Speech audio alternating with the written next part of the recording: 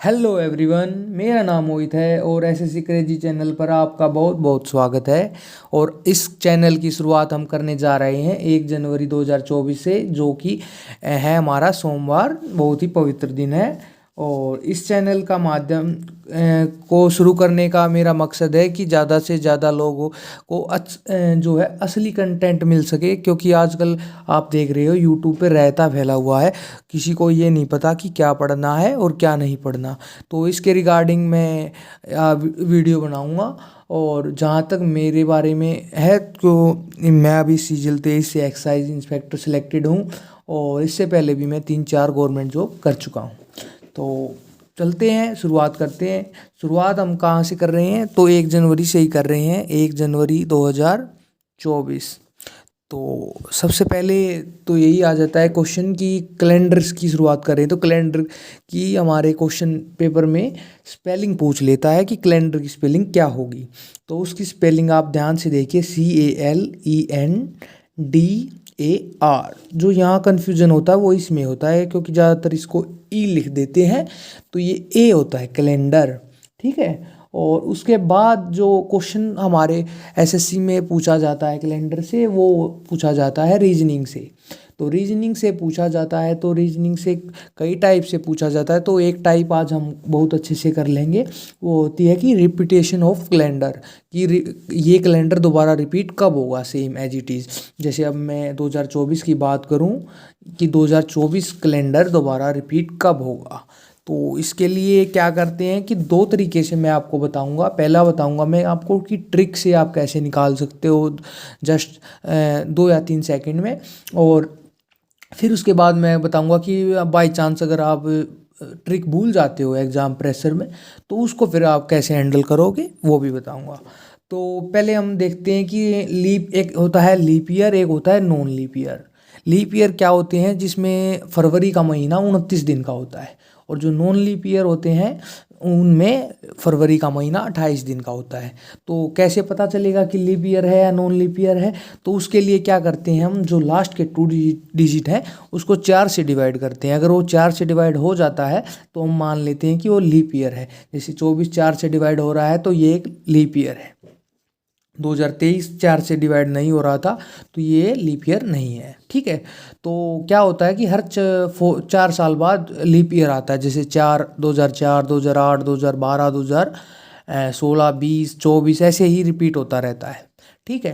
तो अब हम बताएंगे कि 2024 वाला कैलेंडर रिपीट कैसे होगा।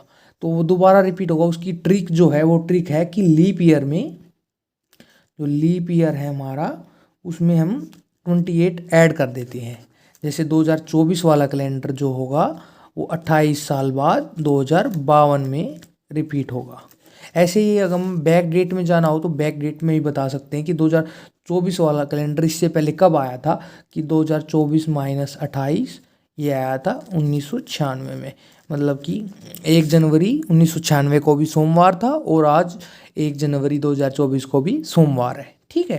क्योंकि लीप वर्ष भी बताना है। ऐसे तो सोमवार कई महीनों कई सालों में आ गया होगा, कि बीच में भी आया होगा किसी साल में सोमवार से शुरुआत, लेकिन हमें बताना है कि सेम कैलेंडर कैसे एज इट इज़ कैसे होगा। कि 2024 वाला लीप ईयर है तो लीप ईयर ही बताना है कि अगला कैलेंडर कब होगा। तो हम उसके लिए 28 ऐड कर देते हैं। ठीक है।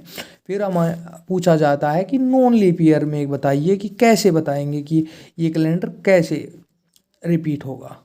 तो उसको हमें 2 तरीके से करना होता है। एक तो करना होता है कि लीप ईयर के जस्ट बाद वाला साल हो, जैसे लीप ईयर +1, मतलब कि जैसे 2024 है तो 2025 वाला कैलेंडर रिपीट कब होगा। और एक होता है लीप ईयर +1 से ज़्यादा, मतलब कि मोर देन 1, मोर देन 1।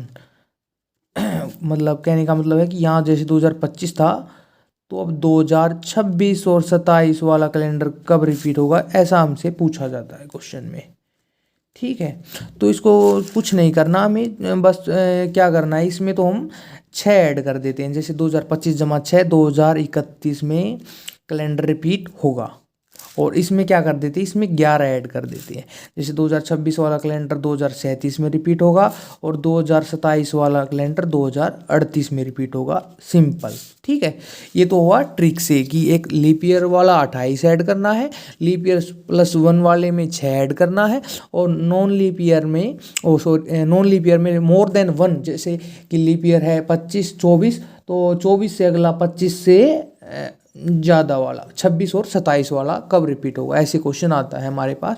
तो उसमें 11 ऐड करेंगे, और लीप ईयर +1 वाले ईयर में हम ऐड करेंगे हैं अपना 6, ठीक है। ये तो हुआ ट्रिक से। फिर हमारे पास क्वेश्चन अगर आ गया और आपको ट्रिक नहीं याद, तो फिर आप क्वेश्चन कैसे करोगे, उसको बारे में भी मैं आपको थोड़ा सा बता देता हूँ। जैसे 2024 वाला एक कैलेंडर ले लेते हैं, वो रिपीट कब होगा, ऐसा हमारे क्वेश्चन में आ गया। ऑप्शन हमारे पास होंगे 2052, 2048 और 2034 और 2049, ऐसा है 4 आगे ईयर। ये इनमें से पूछेगा कि कौन सा दोबारा रिपीट होगा 24 वाला। तो देखो 24 लीप ईयर है, तो हम देखेंगे 34 वाला लीप ईयर नहीं है, 49 वाला लीप ईयर नहीं है, क्योंकि हमने 4 से डिवाइड किया, ये दोनों ही डिवाइड नहीं हो रहे। हमारे पास 2 ही ऑप्शन बचे। ऐसे अगर आपको जल्दी है और आपके पास टाइम नहीं है, तो वैसे भी आप तुक्का लगा सकते हो इन दोनों में से, लेकिन आप कर भी सकते हो अगर आपको ट्रिक याद नहीं है तब भी। जैसे हमें कोई भी एक ऑप्शन उठा लेंगे, जैसे 2000 आप 52 वाला उठा लिया, मैंने 52 वाला उठा लिया, तो इसमें मैंने माइनस कर दिया 2024, तो ये आ गया हमारे पास निकल के 28 साल, ठीक है। 28 साल क्या है ये, कि 28 साल कैलेंडर आगे है, और अब इसके बीच में जैसे लीप ईयर भी होंगे कुछ, है ना। तो लीप ईयर कितने होंगे, हम 2024 से काउंट करेंगे।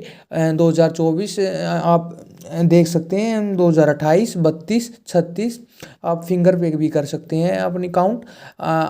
40, 44, 48 और 52 हम नहीं लेंगे, क्योंकि 52वां जो कैलेंडर है वो हमारा लीप ईयर है, नहीं काउंट होगा, क्योंकि 1 जनवरी से 1 जनवरी पर जा रहे हैं हम। जैसे 1 जनवरी 24 से 1 जनवरी 52 पर जा रहे हैं, तो हम फरवरी उसमें काउंट नहीं हुआ, इसलिए जो हमारे लीप ईयर काउंट होंगे वो 7 होंगे।